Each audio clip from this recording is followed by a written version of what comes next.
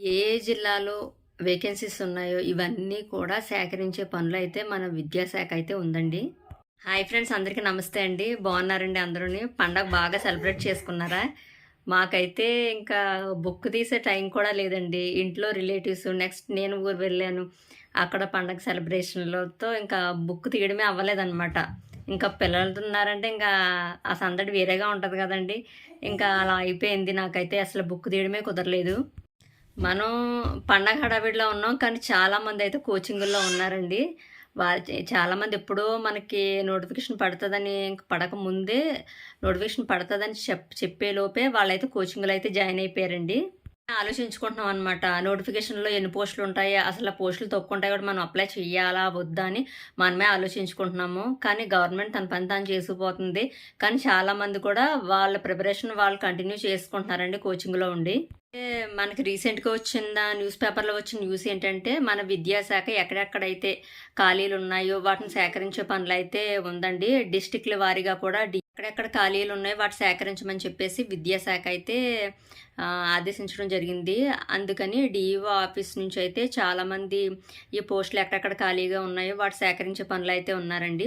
మనకేంటంటే గత డిఎస్సిలో మిగిలిపోయిన పోస్టులు, ఇంకా రిటైర్మెంట్ పోస్టులు ఇవన్నీ కూడా సేకరించుకుని మనకేంటంటే ఎన్ని పోస్టులు ఉంటాయో పక్కాగా అని చెప్పేసి వాటికి సంబంధించిన నోటిఫికేషన్ ఇవ్వడానికైతే మన విద్యాశాఖ అయితే చూస్తుందండి. ఏంటంటే ఈ వేసవి సెలవుల్లో టీచర్ల యొక్క బదిలీలు, ప్రమోషన్లు ఇవన్నీ అయితే ఉన్నాయండి. సో, వాళ్ళ ప్రమోషన్లు, బదిలీలు అయిపోయిన తర్వాత అక్కడికి ఇప్పుడు ఈ డిఎస్సి తీసి వాళ్ళని ఫిల్ చేసే ఆలోచనలు అయితే గవర్నమెంట్ అయితే ఉందండి. ఏంటంటే ఎప్పుడో మన విద్యాశాఖ మంత్రి గారైన నారా లోకేష్ గారు అయితే అక్టోబర్‌లోనే చెప్పారండి. మనకి జనవరిలో డిఎస్సి నోటిఫికేషన్ ఇస్తానని చెప్పేసి. అండి మన వాళ్ళందరూ కూడా ఎప్పుడు నోటిఫికేషన్ ఇస్తారా అని చెప్పేసి ఎదురు చూస్తున్నాము. చాలా న్యూస్ పేపర్లు అయితే 10,000 పైగా పోస్టులు ఉంటాయని చెప్పేసి న్యూస్ అయితే వస్తుందండి.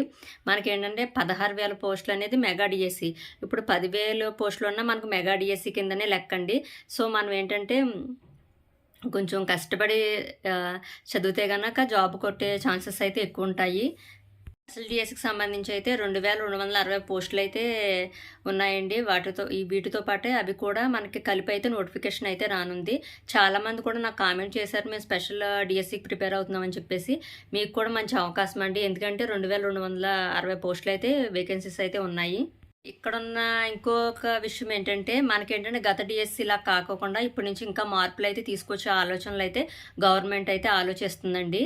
అందుకని మనకేంటంటే ఇప్పుడు ఇంగ్లీష్ అండ్ కంప్యూటర్ నాలెడ్జ్ టెస్టులు కూడా ఉంటాయని అంటున్నారు. మనకి నోటిఫికేషన్ వస్తే కానీ ఏదనేది క్లారిటీ లేదనమాట. దీని గురించి కూడా నాకు చాలామంది అయితే కామెంట్ చేశారు, అక్క చెప్పండి అక్క ఇలాగా ఇంగ్లీష్ టెస్ట్ ఇంకా కంప్యూటర్ నాలెడ్జ్ టెస్ట్ అంటున్నారు, ఏంటి ఉంటుందా ఉండదా అని చెప్పేసి.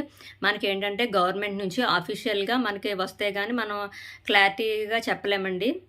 కాకపోతే ఏంటంటే మన ఇప్పుడు గవర్నమెంట్ స్కూల్స్లో కూడా ఇంగ్లీష్ మీడియం అయితే వచ్చిందండి. సో ఏంటంటే చెప్పే టీచర్లకు కూడా ఇంగ్లీష్ నాలెడ్జ్ ఉండాలి అని గవర్నమెంట్ ఇన్ కేసు ఆలోచిస్తున్నట్టుంది. సో దాని గురించి మనకేంటంటే కంప్యూటర్ ఇంకా ఇంగ్లీష్ ఈ రెండు కలిపి టెస్ట్ పెట్టే ఆలోచనలు అయితే ఉందండి.